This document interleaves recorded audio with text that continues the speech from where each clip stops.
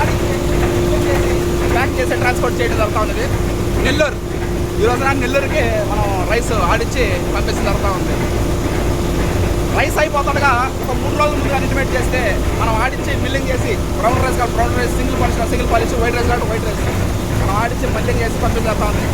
Rice మిల్లులో current bill కాలినప్పటికీ time తీసుకున్నప్పుడు కూడా ఆర్డర్ ప్రకారం మనం ఆడించి పంపించేస్తూ ఉంటుంది.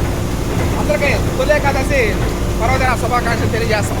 Harshad Vihar and team members. Thank you.